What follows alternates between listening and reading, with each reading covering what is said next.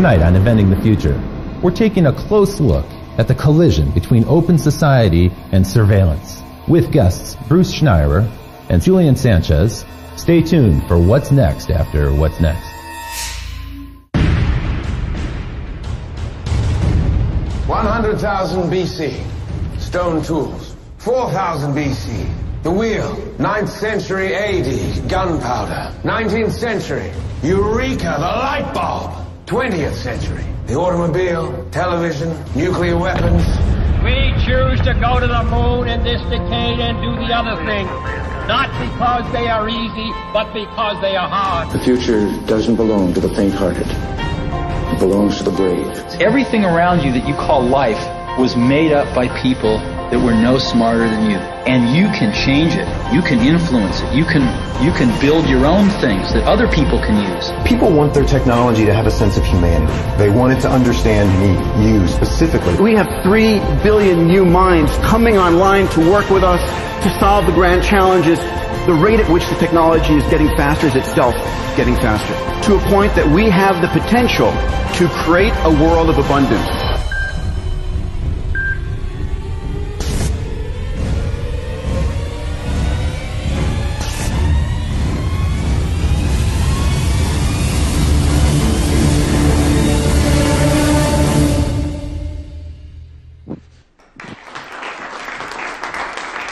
Thank you. Thank you. I'm happy to be back here tonight with Inventing the Future. You know, tonight's show is a little bit different than our usual show. Usually I come out and I talk about technologies that get me really excited, things that are coming in the future that I think hold great promise. Tonight it's going to be a rather different perspective, because it turns out that the digital technologies that so delight us and brought us so much abundance in terms of information and new ways to communicate, new ways to share ideas, well, those technologies also have a dark side to them. And we're going to take a look at that tonight. It turns out that these technologies that are in use around us right now, for instance, you're probably familiar with the idea of a hacker who might be going after your password to your social network account, or maybe your credit card information, or something like that.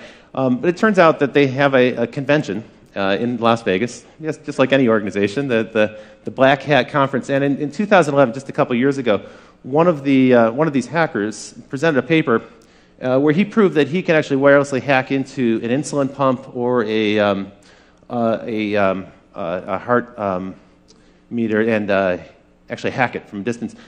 In a way, he could send a jolt to that person and commit the perfect crime by killing them in a way that would be totally undetectable. That's a scary thought, and some of the manufacturers are already working on cloaking technologies to prevent that from happening. Just last week, the National Intelligence Estimate was published, and this is a document that details how China has a massive sustained campaign underway right now to hack into multinational corporations. And as it turns out, more than 50 corporations are under almost constant assault in this way. More than 50 corporations per week are hacked into at an average of almost 2 times a week. Their internet defenses are successfully penetrated. So this is a real present threat that's happening. And it's not just the overseas threats that are happening. This technology is starting to pervade our life. It's becoming actually scarily commonplace.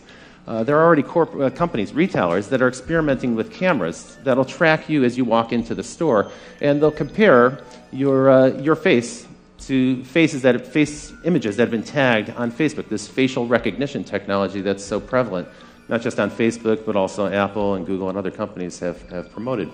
And that's not all. Some companies are starting to use this in a way that I feel is almost unfair, where in a job interview situation, a corporation may demand that you relinquish your Facebook credentials or your Twitter account so that they can get a better understanding of your habits and how you communicate and who you're connected to.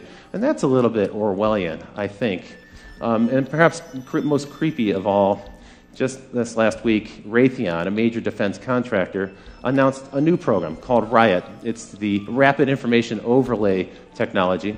What this allows them to do is assess in massive scale people's behavior in social networks so that they can predict future behavior. And this starts to take on a kind of creepy sci-fi theme. Now, some people feel that privacy's over. Just a decade ago, the CEO of Sun Microsystems, Scott McNealy, said this. He said, "You have zero privacy anyway, so folks, get over it." That's the world that he envisioned. We want to hear from you. We'd like to know what you think about this issue. And you can certainly use the hashtag ITF to let us know. I noticed that some people before the show have already started to send in questions on Facebook. And on live stream, you can chat in and offer your questions and comments as well. After tonight's show, we're going to stick around a little while for some live Q&A with the audience about this. But first, what I want to do is introduce our experts. We have two fantastic guests for you tonight. And first, let's bring on stage one of the most renowned security experts in the world, Bruce Schneier. Bruce, welcome to the show. Thanks for joining us. So, you are well known as a kind of a pundit about security and the issues that we're going to talk about tonight. And your services are also in high demand with organizations all over the world. What people might not know is that you have a fantastic newsletter they can sign up for. It's where I learn about these issues, and I've been following it for quite a while. And Bruce also recently published this book, Liars and Outliers. Tell me a little bit about this book. Is this on this topic, or? Well, it is in sort of a meta way. What I'm looking at is the notion of why security exists, and I'm looking at trust. And really, if you think about society, we need trust to make it work. I mean, you got this audience here, and I'm looking at them, and not one of them has jumped up and attacked the person sitting next to them. Right? You laugh, but if that was an audience full of chimpanzees, we couldn't get away with it. Right? Humans are the only species that can sit there quietly. And society works because of this. And there's a whole bunch of reasons, right? One of them might want to mug the other person or, steal my iPad back in the dressing room. But they don't for a whole bunch of reasons. There's a lot of security there. And we have sort of a social construct that keeps us all looking out for each other. It's social, legal. There's a lot of things going on there. So the nature of society requires some measure of trust to function. But in some respect, this might be getting undermined. For instance, this topic of hackers, it keeps coming up. People are very familiar with it. But from what I've read, you think it's kind of an overblown idea. Sometimes it's overhyped. Well, we do tend to overhype the criminal threats. And, it's really what makes headlines, what sells newspapers. We like to hype the attacks from China, cyber terrorism, cyber war. Basic cyber crime, stealing money, I think, is underreported. Okay, a lot more happens. Some people said that accounts for almost 2/3 of all crime is now internet crime. I don't know if that number is accurate, but I've heard that. Yeah, it's really hard to count. It's hard to measure. That's but right. There's certainly a lot of it.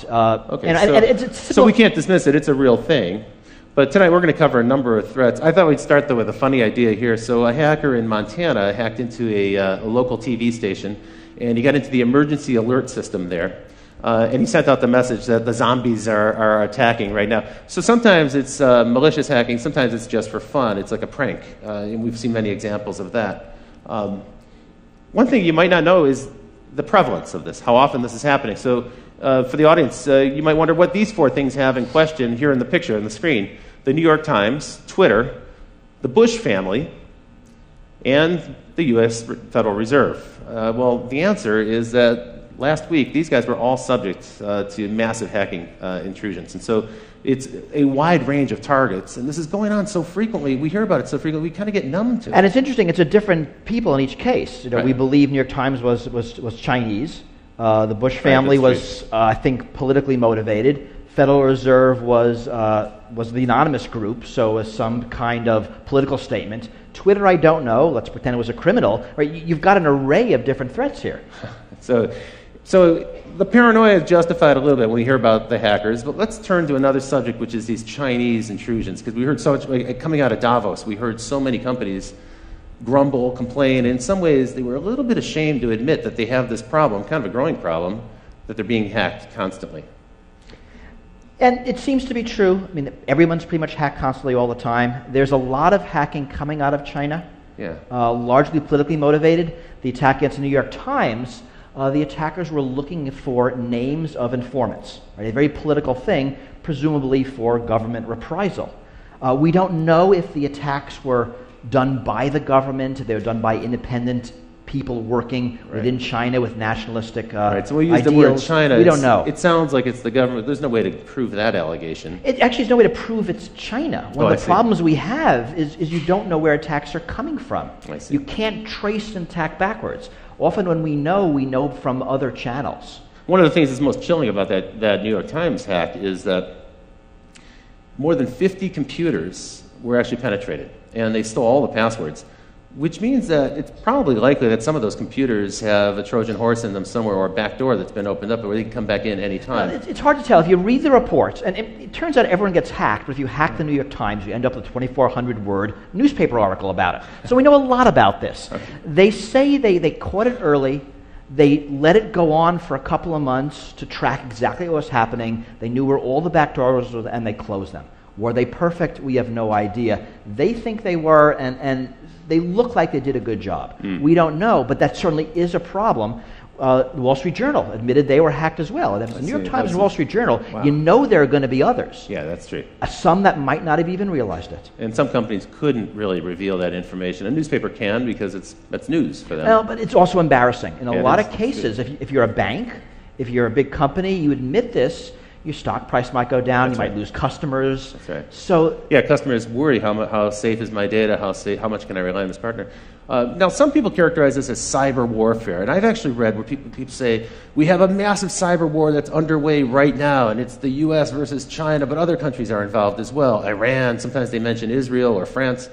How serious do you think this cyber war concept is? I think a cyber war is largely rhetoric. I mean, it's not war. We know what war looks like. Right. I mean, this is espionage. Yeah. It's not a military action that involves guns and bombs and people dying. The cyber war rhetoric, I actually think, is largely put in place in the U.S. by government corporations that are profiting from it. Right? The U.S. Cyber Command announced last month that they're expanding from 900 people to about 5,000 people. Oh, so if we bang the drum of war, we can kind of stir up people and get support for a massive expansion. Because you think about it, we're really weird with war. We love to use the word war when there's no war. War on terror, war on crime, war on drugs. We love rhetorical wars. We hate using the word war when there's an actual war. We'll say anything else other than war. And this is confusing. So metaphorical war is accepted, it's politically acceptable. But what's going on here has kind of aspects of both. So the war on drugs is clearly not a war. Right. These cyber attacks, well, there's some kind of stuff going on that involves militaries. And it involves nations in some respect, and they're spooks, so in a way it is kind of a war, but it's a shadow war. I mean, my fear is that we're in the early years of a cyber war arms race. That there's a lot, and not just China, the U.S. too, NATO, other countries, we're pouring a lot of money into cyber attack, cyber defense. It's a huge growth industry. That's true. And if you think about arms,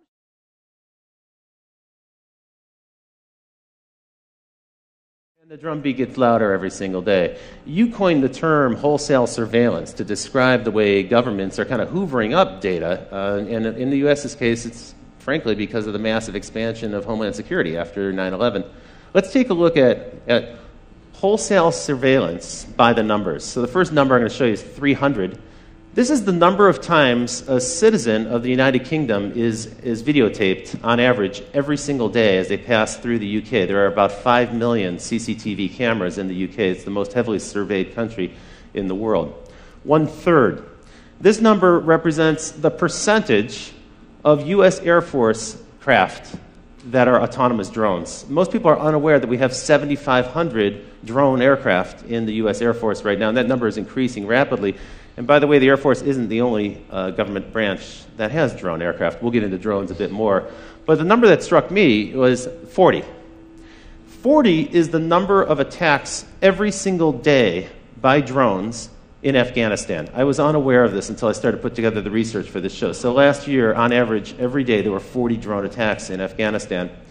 76, this is the number of nations that are rapidly scrambling to get their own drone Air Force fleet. So soon the United States won't be the only country that has drone aircraft, and they're seeking to either develop the technology themselves or acquire it on the market.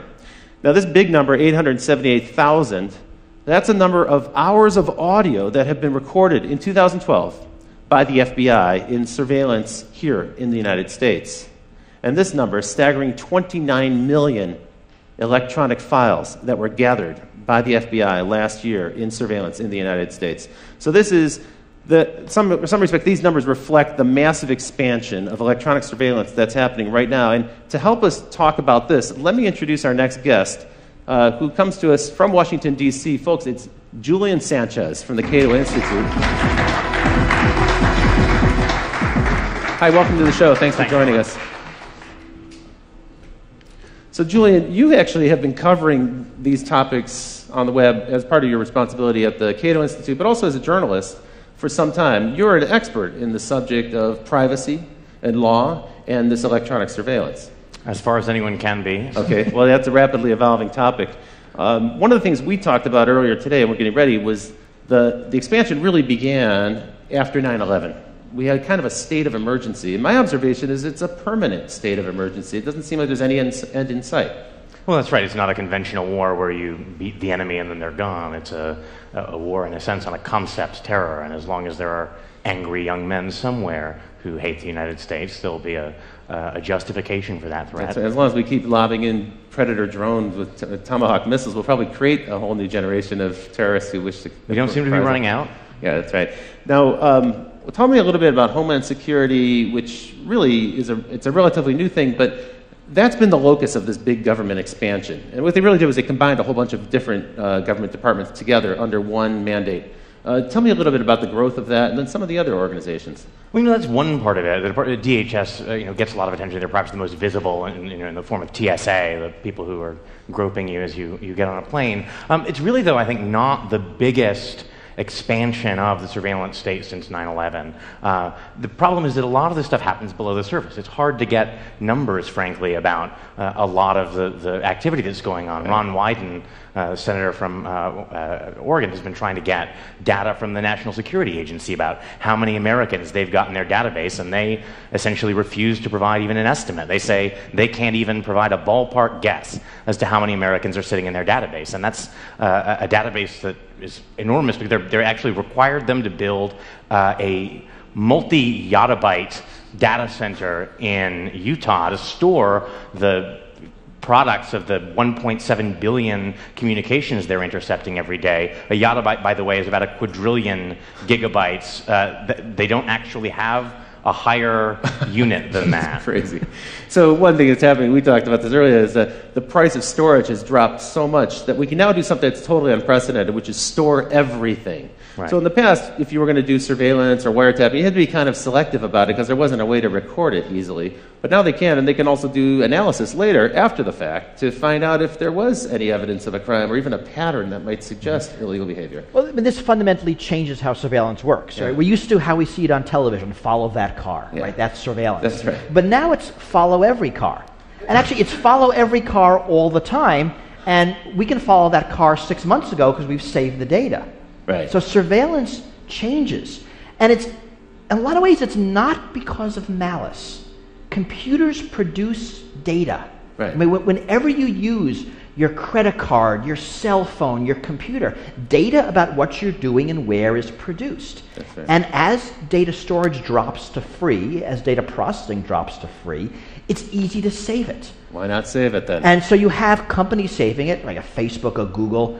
They're saving it. Governments are saving it. They're trading data. Right. Right, Google provides data to governments when asked under certain rules. Sometimes under subpoena, sometimes not. Sometimes not, and often we don't know. I mean, last month, a bunch of human rights individuals asked politely Microsoft to tell them who they're letting spy on Skype video calls. Right, so we're asking nicely. Did they get an answer? We did not yet. This is one of the concerns. There's a growing world of surveillance. We know that a lot of it's happening. We know a lot of money's being spent.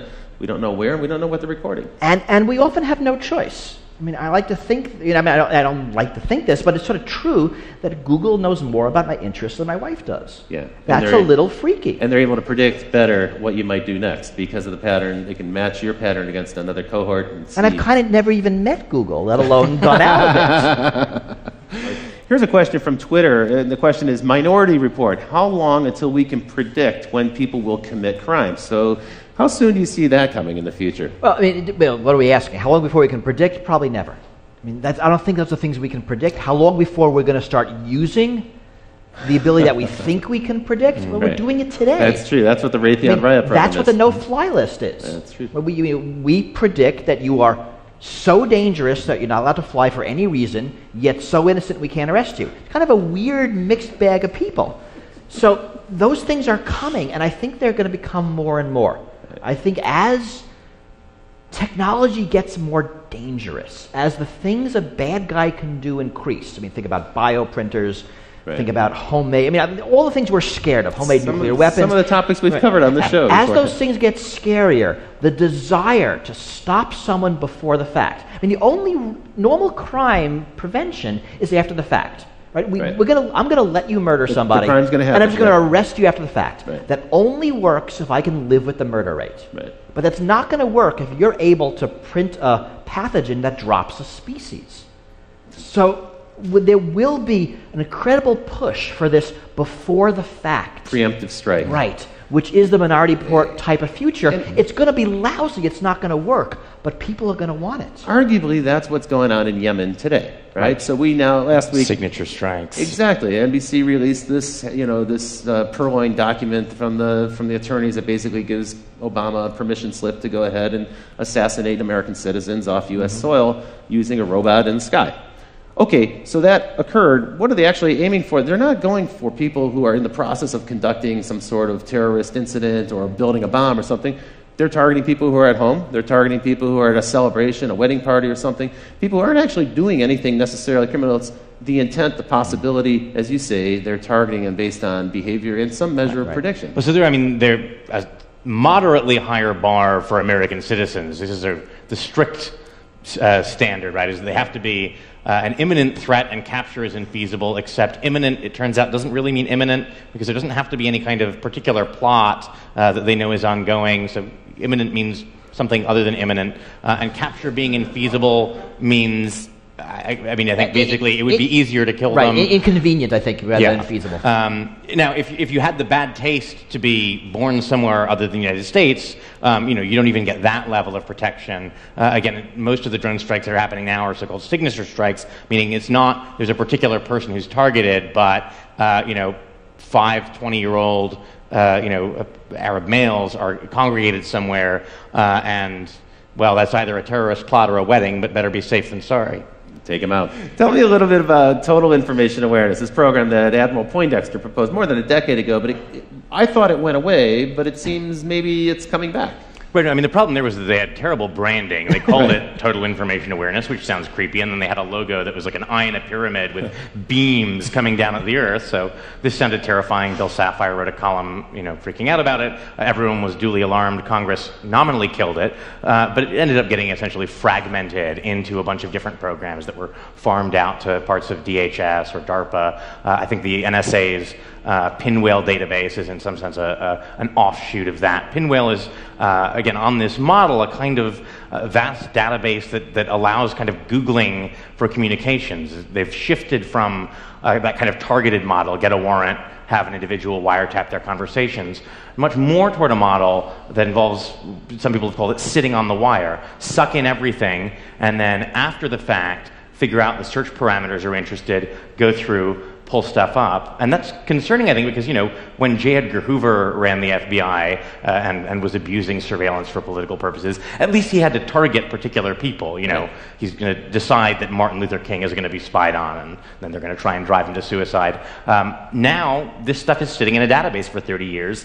If they happened to sweep you up and then in 10 years you're running for Congress, someone can after the fact decide you're worth scrutinizing. It's even conceivable that behavior that's legal today could change in the future, and there'll be some record of it, and that could be embarrassing on the one hand, but it even might be that after the fact it's illegal.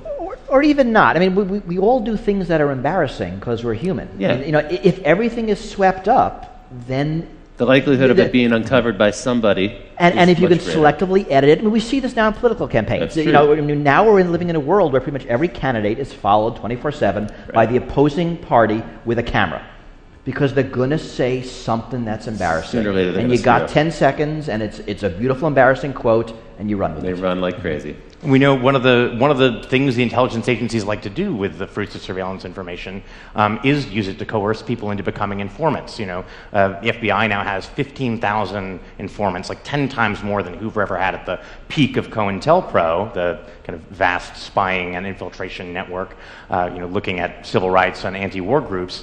And one way to do that is to say, hey, we found out that you're having an affair. Why don't you spy on your mosque for us? There was a case here in Chicago, a guy named Ibrahim Mashal, I think. They said, look, we know that you had communications with a cleric in the Middle East. They were innocuous, but that's enough of a pretext to get someone put on the no-fly list. If your business requires you to travel, that's a huge obstacle. And they said, well, we can get you off the no-fly list if you're willing to cooperate, if you're willing to tell us what people are saying at your mosque. And he's actually currently now suing the Justice Department over this. So the information is gathered up in this kind of broad sweep, sometimes without a warrant. And in any case, warrants are targeted at an individual. Here we're taking information wholesale, as you put it, hoovering it up, and then it's analyzed later. And then if something embarrassing, awkward emerges, now they've got leverage on somebody. It might not even be illegal activity, as you point out, but it's leverage to coerce them into cooperating with the government and doing the government's bidding. And this is our government. Now, I'm assuming that this is happening all around the world, and probably in countries that don't have the same due process and constitutional rights and privileges that we have in this country. And I mean, it's certainly true, and we know that U.S. technology is being exported to totalitarian regimes for varied purposes. Government of Syria, government of Egypt, government of Iran. We know those technologies are being used to identify people who are blogging, who are tweeting anti-government. That's right. After the Arab Spring, it's almost a certain bet that every authoritarian government now has a system in place to track those people who are outspoken, bloggers, tweeters, and so forth. Now, Bruce, I put this picture in for you. So why don't we go to this picture full, Ken, if we can show this to the audience. It says, premises protected by a false sense of security. You coined the term security theater. And tell me a little bit about that, because this is how most Americans experience the federal government most frequently now. Is as we go through an airport, we get an encounter with a federal official, right? I mean, it's actually amazing that for most of us, the way we interact with national security is the TSA at airports. Yeah. So security theater is security that looks good but doesn't do anything. So a great example is, I don't know if people remember, right after 9/11, if you were flying, you saw National Guard troops at airports. They were just after security checkpoints. They were on a rubber mat. They had uniforms, carrying a big gun. They were like 20. I mean, they were kids. Those guns had no bullets. Because, I mean, right, they were kids. They wouldn't want to, this would be dangerous. That's right, security theater. It looks good. It might make you feel better, but it's not gonna do anything. Has the TSA program been effective? I mean, are there that many people trying to smuggle weapons on airplanes? Are they going to repeat the same attacks of 9/11? You know, so it seems not. I mean, I always think of the game this way, right? It's sort of us versus the terrorists. So we screen for guns and bombs, and the terrorists use box cutters. We take away box cutters, they put a bomb in their shoes. We screen shoes, they use liquids. We limit liquids, they put a bomb in their underwear. We have full body scanners. They're going to do something else, right? This is actually a dumb game. It is dumb game. Right? It's like shutting the gate after the horse is gone. I mean, so the smart game is you pick your attack, I pick my defense, and we see who wins. The dumb game is I pick my defense, you look at my defense, you pick your attack to bypass the defense, and right? So it seems that the TSA has largely been irrelevant, and they will talk about their success stories, and it's how many knives they take away, and they found somebody wearing a fake army uniform, and they confiscated a snake. I mean, this stuff is actually on their website, and they're proud of it. They used to show some of the confiscated weapons in the early days, but I think that's tapered off now because most people have learned don't bring a weapon. Or people do forget. I mean, people do bring guns on airplanes because they forget. It is kind of weird. You'd think everyone would know by now. But also, people buy souvenirs, and there's like a knife in the wooden statue, and they didn't realize it. That's true. Snow globes are now legal again. I mean, you couldn't bring snow globes on airplanes. We're not actually sure why, but now they're okay. So all you snow globe collectors can. I mean, and the sort of elephant not in the room here, right, is that there's just a limited number of terrorists. This is like a line of work where if you're really competent, you blow yourself up. It's a sort of anti-Darwinian effect. So what we find is that no one wants to admit this because there's hundreds of billions of dollars in grants from Homeland Security and then contracts for intelligence contractors and defense contractors. But it increasingly looks like the FBI is being forced to manufacture terrorists so it can give us a sense of success. And I think there's been about 150 sting operations by the FBI that have resulted in convictions since in the decade after 9/11, and at least a third of those cases, and maybe more, these are cases where the weaponry, the funding, and the actual plan all were provided by the FBI informant. These are mostly, again, the world is full of young, angry people who spout off on the internet and are easily led enough or mentally disturbed enough that if you give them a plan and a bomb, they'll make the motions of following through. It's not clear that these are people who are otherwise dangerous. So in a way, we're manufacturing our own terrorists just to give ourselves the illusion that this is an effective program. That does seem to be true. I mean, where there are successes is intelligence in operations. We actually are looking at for the bad people. And when you look at something like airport security, it only makes sense to focus on the plots, right? A liquid, a shoe bomb. If plots are few and targets are few, right? If all we do by spending billions on shoe scanning is to force the terrorists to make a minor change in their tactic, right? We're wasting our money. Yeah, and we're wasting everybody's time. And that's fundamentally the problem. Right. And it's inefficient on a massive scale.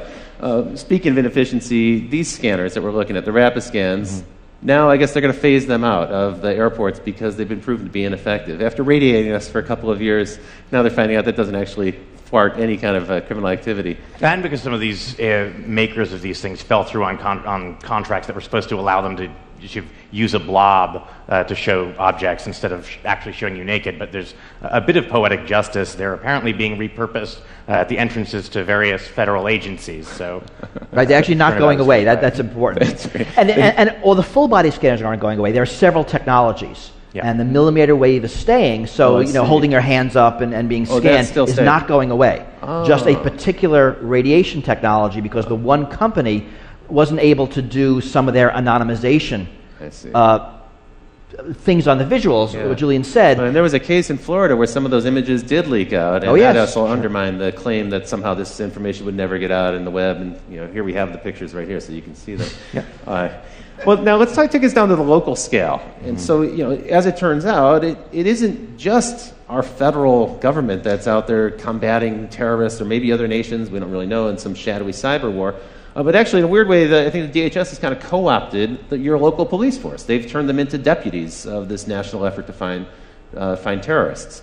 Talk a little bit about the spread of Homeland Security dollars to local police forces. Well, so I think we'll maybe get to fusion centers in more detail later, but there's lots of federal money out there. If you say you want to run a counterterror program, you may not have terrorists, but that's no reason to turn down the money. Right. So we find fusion centers, for example, something like $250 billion in grants that went out, supposedly for counterterror. A 2-year Senate investigation found that they never actually produced a single shred of actionable, useful intelligence about terrorism. It did end up buying a lot of Range Rovers for local sheriff's departments, plasma TVs so that they could display the Fusion Center calendar and watch cable news in San Diego. DHS has given out, I think, $50 million in grants for local police departments to photograph license plates. To your point earlier, in a wholesale level, not going after an individual car or doing it as they drive by on patrol, but they're setting up cameras now in different. I know in San Diego they're doing this on a massive scale. They're just routinely photographing the license plate of every car on the freeway that goes by. There's a lot of technology. It's license plates. It's all the CCTV cameras. You produce the UK number. We know better. There's cameras everywhere in the United States also. That's right. A lot of cities have them in intersections where they're automatically scooping up license plates. Again, that's being saved. The money's being used for other surveillance, for cell phone surveillance, for just collecting up lots of data. And we'll get into cell phones in a minute. But because it's data, it sloshes around. I mean, this is the fundamental problem. It doesn't matter who collects it. That's true. Once it's in the system, it goes into a fusion center, it goes into the NSA's computers, it goes into some marketing computer, and the data stays. And it's very hard to get rid of it. And now it's being used for all sorts of purposes. And we have no control over it, or really even any visibility into what data is collected. We don't know how it's being used or who's using it. We also don't know when it's going to come back to haunt us, because it may turn out a few years later something that you did was of interest to them, and they may have been tracking you for quite some time. You're probably taping this show. I'm sure we are. So there are billions at stake, and it's a rapidly growing business. We know now that the surveillance business itself, just that segment of it, is now something like a $5 billion business outside of government to private corporations. I thought it might be nice to take a look at the snooper market, take a look at all the devices, some of the devices that are on sale. For instance, the Watchhound, which allows police forces to listen to cell phone conversations the same way you might if you were using, say, a radio band scanner. So you can actually tune in to the cell phone conversations. You probably didn't think that people could hear you when you're talking on your cell phone. In fact, that's widely available. These are widely in use. The Stingray. Stingray, this is an interesting device. It can be mounted in a police van, and driven around a neighborhood. And if they're trying to find a particular individual, even if that individual is not using his cell phone, what it does is the Stingray pretends to be a cell phone tower, and so it'll find that phone, connect with it, and then they can drive a few more blocks and eventually triangulate the location of that particular phone. So they can find you with your phone. In a weird way, your cell phone is like a little spy that's in your pocket, leaking out information about you. And then Cellbrite. This is the one that troubles me the most. So for a routine traffic incident, moving vehicle violation, you can be pulled over by a policeman. And if you have your cell phone on your body, or if you're using it when they pull you over, then they have the right to take your cell phone, and they plug it into this thing, Cellbrite, and in just about 2 minutes it can download everything that's on your phone. Now think about that. That technology is actually accessing my whole life in my cell phone.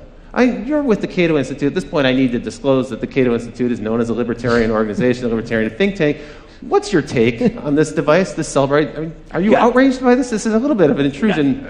I think it's the question, of course, is whether this is actually something that happens routinely. We don't know what a court would say about a situation like this, but certainly the setup is there. The Supreme Court has held that it's not just felonies that a police officer can arrest you for. It's any crime, including not having your seatbelt buckled or a traffic violation. It's up to their discretion whether to perform an arrest. And then once they've decided to arrest you, there's a Fourth Amendment exemption for searches incident to arrest. It's certainly not beyond the realm of possibility that they could decide that that is covered within the scope of a search incident to arrest, and effectively use a pretextual stop to gather a full record of your electronic life.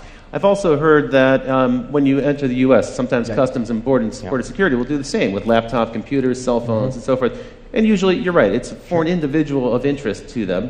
Not necessarily a suspect, but it might be someone we know of, documentary filmmakers and volunteers who work on organizations, even people affiliated with Aaron Swartz.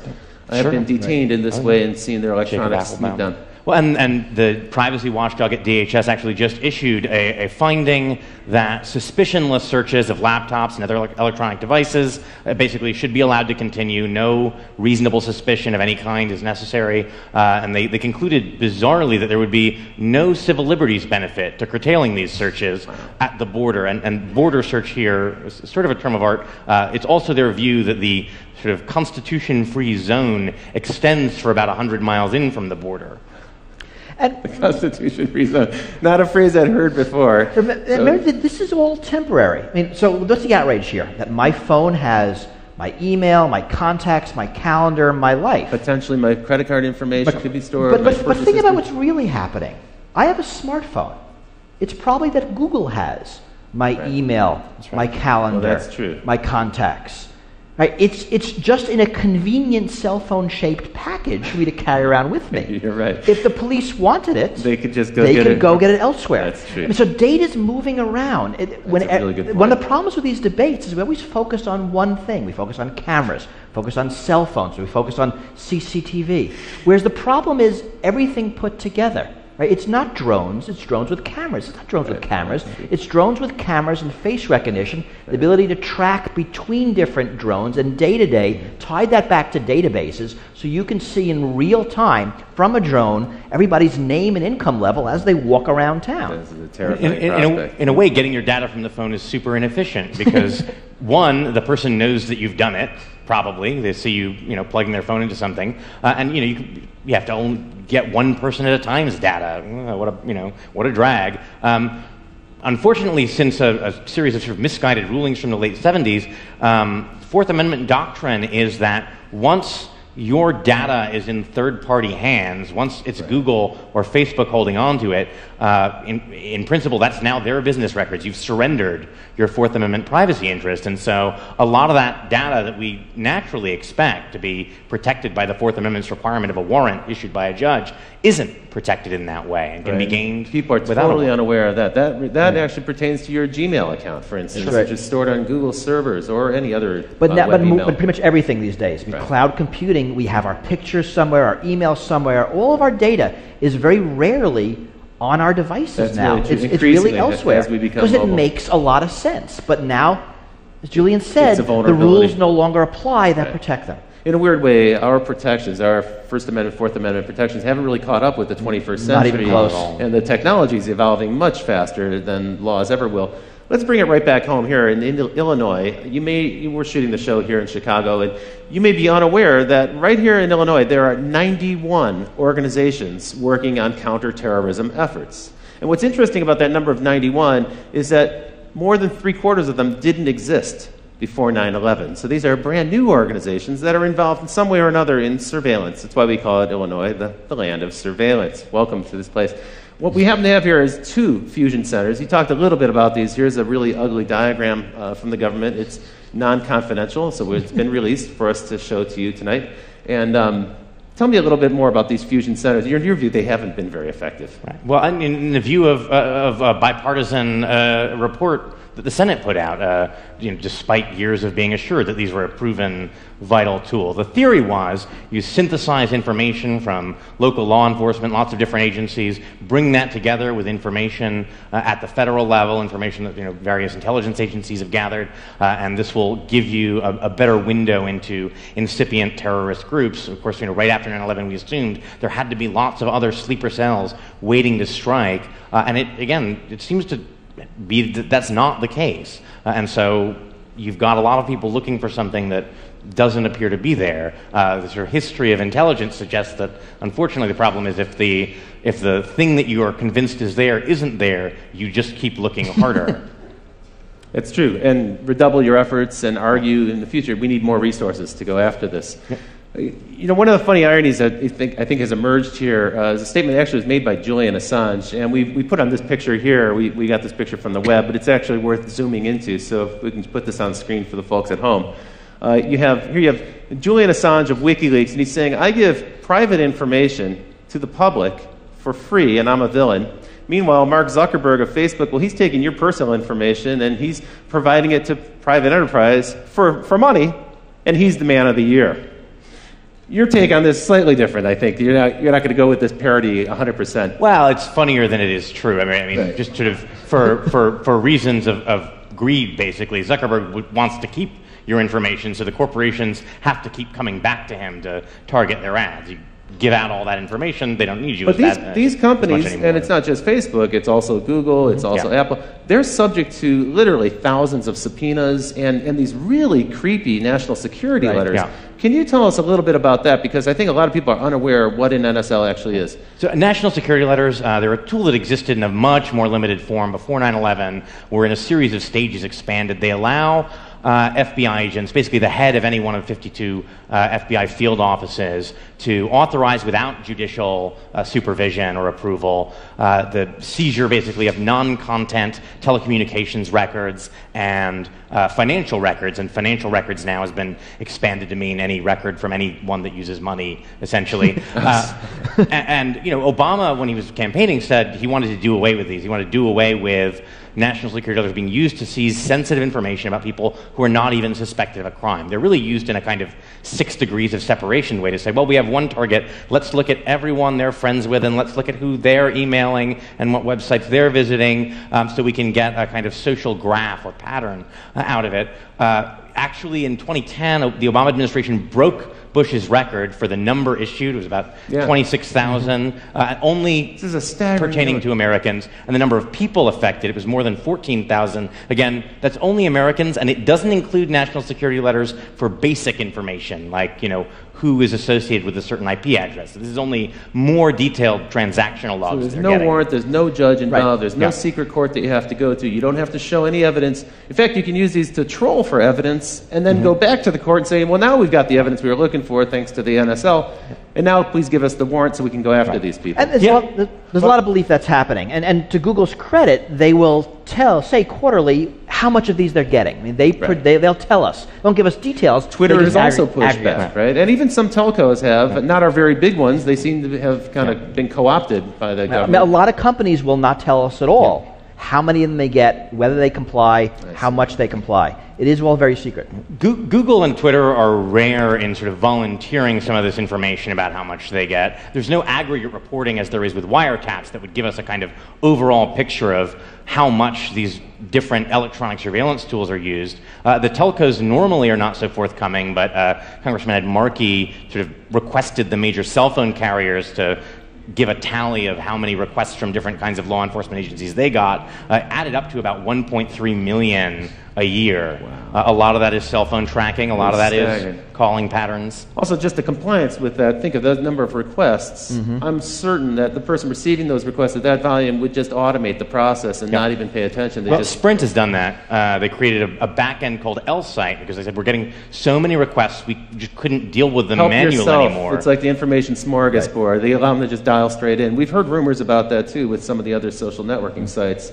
Kind of a creepy thought. One question here, have you developed your own ways to combat or accept this new world order of constant surveillance? So I guess the question pertains to you guys. What do you do in your own lives to keep your lives private and secret? Yeah, I mean, what we do is around the edges. Right. What can you do? You can not have a credit card. You can not have a cell phone. You can not go outside. You can live in a cave. I mean, they kind of make no sense. You know, I don't have a Facebook account. That makes me kind of a freak. I keep all my email on my computer. That makes me a double freak. So I mean, I'm doing some things around the edges, but by and large, there's not a lot we can do. I mean, you have to accept it simply because you're being surveilled. What we learned from the General Petraeus scandal is that even the director of the CIA can't keep email secret. I mean, if he can't do it, I don't stand a chance. You know, that was a very troubling case, isn't it? That Gmail hacking, it's a major intrusion. Not just the fact that it was kind of a comedy of errors with our two generals and they're flirting with this woman in Florida and so forth. That was funny and had a comic element to it. But in fact, this Gmail hacking by the FBI, with really no pretext, no evidence of criminality, and they trolled through until they found some evidence of something that they could hold him accountable for. It's bizarre on a couple levels. It nominally started as an investigation into cyber stalking, meaning she'd sent some harassing, Paula Broadwell had sent some harassing emails to a woman who was friends with Petraeus. This is not normally the kind of thing the FBI would involve itself in at all. Having tracked these emails back to Broadwell, because again, you're never private, she had used an anonymous Gmail account, but then logged in from the same IP address to her real Gmail account. Even if you're using stuff like something like Tor, usually the IP address is persistent over time. So if you log into anything that's connected to you within that window, you can be traced back again. They can link those two things. And then having figured out who sent the emails, if that was they decided, I think, ultimately that actually the emails didn't rise to the level of criminal harassment, but having identified who sent them, instead of then confronting Broadwell, they decided to do a phishing expedition through all of her email. And it's not clear what conceivable connection that had to the thing that they were supposed to be investigating. So at that point, the supervisors, when they found no evidence of criminality, they should have called the investigation off, and they didn't. That seems like a real breach. We'll probably hear more about that story. I need to move on. I'm loving the conversation, but we have to get into what's next. So in this show, we like to talk about what's now and what's next, and then what comes next. The next things we're going to talk about are drones, phones, and super cookies. And it gets creepier, folks. So check this out. Predator drone, you're familiar with these. They've been in use since 2001. There's one on display at the National Air and Science Museum, so they're already kind of a part of American history. Massive expansion to that program. But as Bruce mentioned just a minute ago, the scientists from DARPA has been experimenting with different ways to modify these. There's all sorts of new, weird versions of drones that'll be coming out in the near future. One of them is called Argus, and what they've done is they've taken 368 of those cell phone cameras, the 5 or 10 megapixel camera that's on your cell phone today, and they've assembled those into sort of a beach ball shape mounting, and they can put that at the front of one of these drones. And this Argus program then allows that drone to hover over a particular place and record everything that's happening on the ground. Now, the device itself, the drone itself, has literally millions of terabytes of storage on board, but they're also streaming that data out down to the ground. And so in real time, someone who's back in the base station can see an image kind of like this. It's a composite image of all those different eyes in the sky, and they can start to see what's happening on the ground. But what's even more troubling, because of the degree of accuracy in each of those cameras, is that they can zoom in. And they can actually, today, get to a level of detail that allows them to see from 14,000 feet in the air. a 6-inch long object. They can also, using gait analysis technology, face recognition, some of the other technologies you mentioned, they can actually start to identify the people on the ground. Today, these technologies are being used in Afghanistan to fight the war there. Tomorrow, those drones will be in the United States. It seems to me a near certainty. More than 358 different law enforcement groups and counterterrorism groups in the United States have asked the FAA for permission to start to fly their own autonomous drone units, and we can expect those to be mounted with similar surveillance technology. This is clearly coming. Now, when we chatted about this, you gave what was a really chilling prediction to me, which is that basically you're like, it's here. It's happening. Yeah, I mean, coming seems like an overstatement. We used drones this week to hunt down that California cop killer who was holed up in his mountain hideout. Right. And they're being used in cities. That's right. I think we have a picture here of well, these are some of the cheap ones that are coming, but here we have the Border Patrol. Right. And they have 10, they have a fleet of 10, and they've asked for 14 more. So you're right, it's already here, it's not really out in the future. I mean, what's coming is, what's coming next, right? They're going to get better at resolution, right. Be able to read documents, be able to better identify faces. And once you identify faces, you have a lot of good public face databases. Facebook has a phenomenal database of tagged photos. Thanks to your friends who tagged you, you'll now be identified by the drone in the sky when you leave the house. Even if you're not on Facebook. I mean, it's not like you're their customer. Right? I don't have a Facebook account. There are tagged photos of me on Facebook. They have really a network of my friends there because they'll pull people's address books. So 5 years out, what do you expect to be the case? There'll be drones in every city. There will be. So my expectation is that there will be drones everywhere 24/7. I mean, it's not going to make sense for companies to fly their own drone fleets. There's going to be, Drones Over America, Inc., and they'll have drones everywhere. And like Google Street View, it'll be drones Skyview real time, and you just rent time on it. You get what you want. Like a backbone internet provider, you'll just lease capacity on the drone. Because that's surveillance for hire. But that's a smart way to do it. I mean, you have that now with satellites. So if you're a company that, I'm making this up, wants to sell lawn care products, you can get a map, you can overlay it with addresses, so you has crappy lawns, so you now can call them. So it's all the data being collected and overlaid with other data. So we can identify people, we can collect it, market it with databases, we can integrate it with cell phone data, which, as you mentioned, is location data, and also data about who you're interacting with. And now, whether you're a government or a corporation, you can collect people who aren't your customers, for everybody, a lot of data about them, which allows you to market to them. That's true. And for commercial purposes, there's many good uses, right? Real estate people want to understand where traffic patterns are going. Retailers want to see how much foot traffic and car traffic. There are weird uses, right? I mean, there's a lot being talked about now about personalized billboards, that a billboard will see you walk by. Now they can recognize your gender really quickly, and they can give you an ad that you might like better. Wow. But if they now know you by name, the same ad now follows you around town. That is... And then onto Facebook and onto Google, and it gets really weird. It sounds like science fiction. So for one of the things you're leading up to, you've already foreshadowed a little bit, is the combination of these eyes in the sky, and frankly, eyes everywhere. Every building will have cameras on and so forth. All that information now is going to be networked. Previously, the CCTV cameras weren't networked, but now they're networked. And we can cross-reference that with your location data. So your phone in your pocket, as I said earlier, it's a spy. It's really like little brother is watching you. You're carrying little brother around with you. That's leading us into this wonderful new world of behavior tracking. This is the white-hot center of online advertising at this point. It's the hottest field for online marketing, where we can actually kind of predict patterns of behavior, predict who we can market to next, some of the things you were just alluding to. Tell me a little bit about super cookies. Here we've got a goofy picture of super cookies, but this is actually kind of a creepy new development in browser technology. Right, so the idea is that people have started to catch on. Some of them at least. Right, it's actually not that new. Right, that's true. You clear out your cookies so you can't be tracked online. Yeah, we're familiar with that. You clear but it turns out there's a lot of cookies. other ways you can do that. There are plugins like Flash that allow separately data to be stored that can be used for tracking purposes. And there's stuff like browser fingerprinting. Your browser sends a lot of information about how your system is configured, and it turns out that very often that's enough to uniquely identify you, the sort of precise combination of different search history, settings. the websites that you visit, and so on. Even things like the fonts on your computer. I mean, computers tend to have fingerprints that uniquely identify them. What we're really learning is, and it's worse on something like a smartphone, that it's really, really hard, probably impossible, to not be tracked.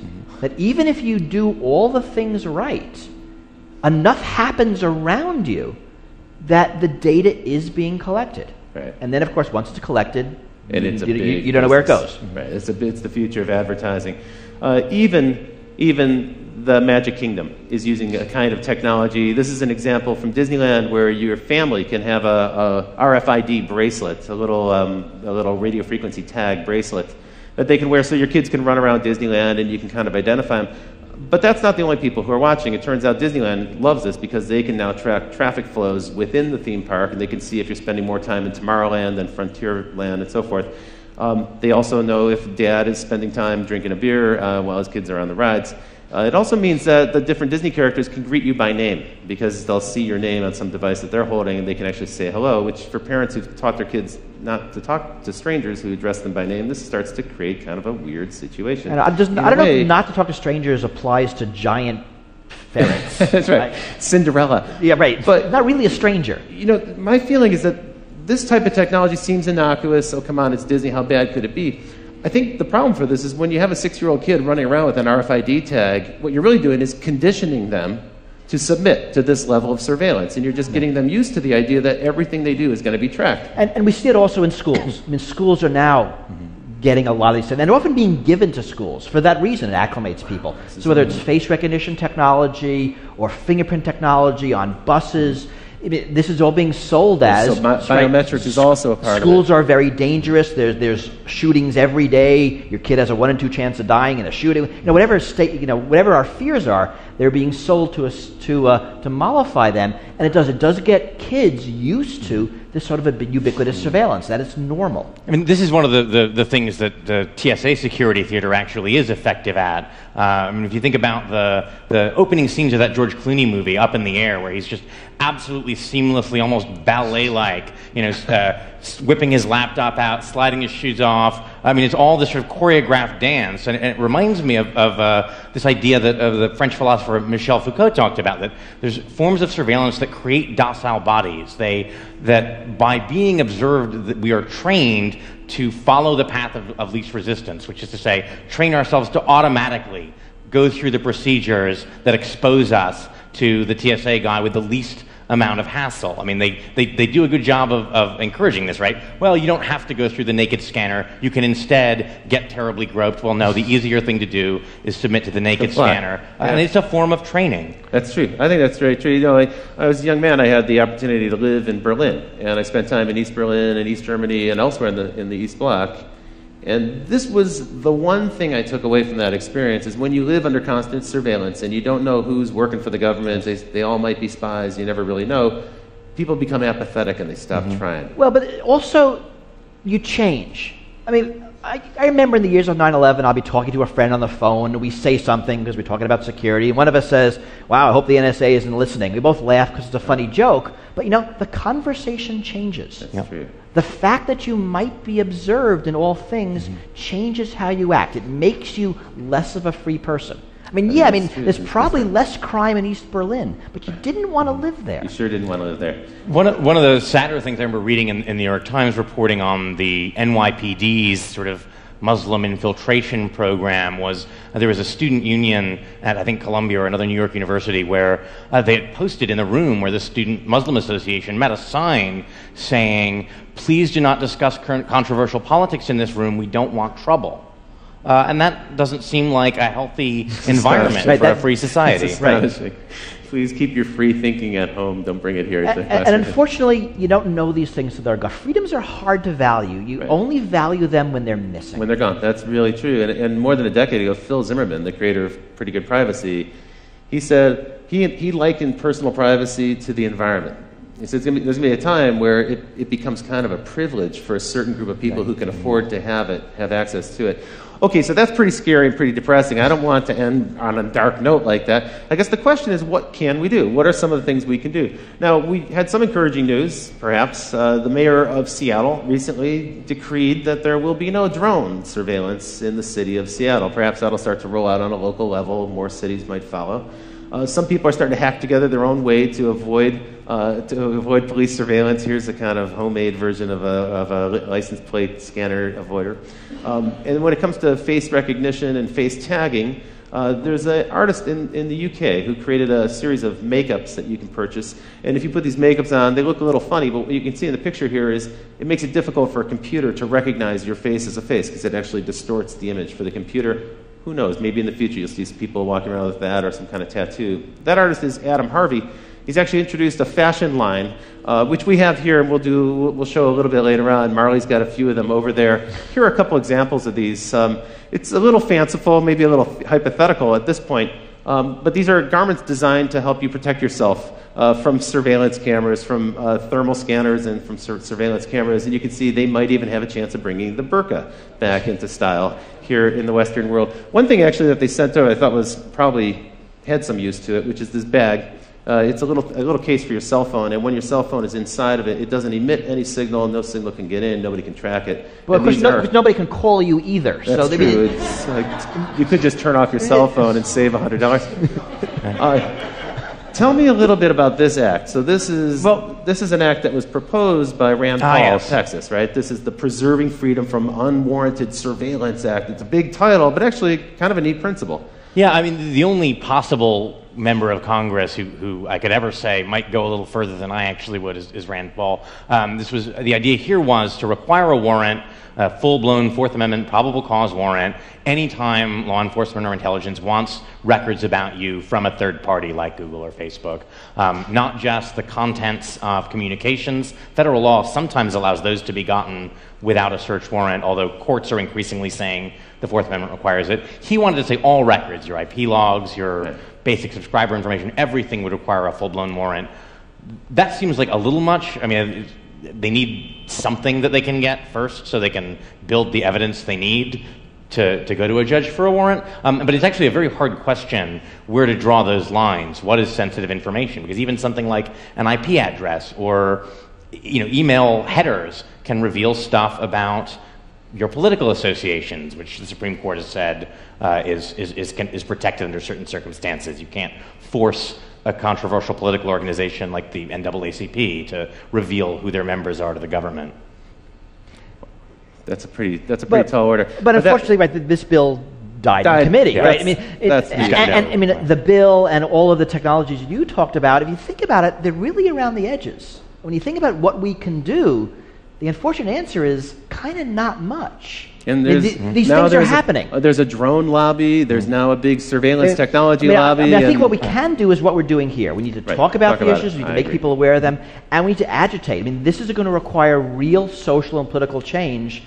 We're not up for it now. The hope is that we will be eventually. I quite agree with you. Note that the Paul bill was one of several that got shot down as the FISA Amendments Act, which empowers the NSA, was reauthorized. A lot of this stuff was a lot milder. So a proposal that the NSA has to make an estimate of how many Americans are being swept into its database, shot down. A proposal that before, if they're doing foreign collection and they sweep up Americans and they want to search for a particular American, they need a search warrant for that, shot down. It's sort of troubling how little will there is. Who's doing the shooting down? Like, who are these senators? Everybody is. Everybody. It's not anybody in particular. Bipartisanism is alive in Washington. When it comes to stopping legislation. The problem is there isn't the political. I mean, if you think about who won, you're going to go against the police. You're going to go against national security. You're going to go against corporate lobby. There's not a lot of power arrayed against these things, and that's why this is hard. It's a giant issue. Well, it's time for me to start to bring the show to a wind down now. We will have an open Q&A afterwards. I hope you'll stick around for that. But now it's time for me to talk about what's next after what's next. And folks, it's simple. You face a difficult choice ahead. We have to decide what kind of society we want to live in this country. A society where we can expect a reasonable degree of privacy, or a society where transparency is forced upon us without any possibility of resisting it. That's a decision we're going to have to make. We do have the ability to hold our elected representatives accountable. We do have the ability to speak up and object when corporations impose some transparency or forced surveillance upon us that we don't wish to have. And we have the ability to speak up. So it is forums like these that give us the opportunity to have that kind of an exchange. Well, I want to thank you both. Bruce Schneier, thank you for joining me on the show tonight. Julian Sanchez of the Cato Institute, thank you. Be sure to check out Bruce's book, Liars and Outliers. I want to give a big shout out to the crew here at Live Lab. And Barry, thank you very much for making this show possible. It's been a pleasure doing the show with you. And a big, big shout out to our live band led by Paul Wardico. Strike it up, Paul. Let's hear it.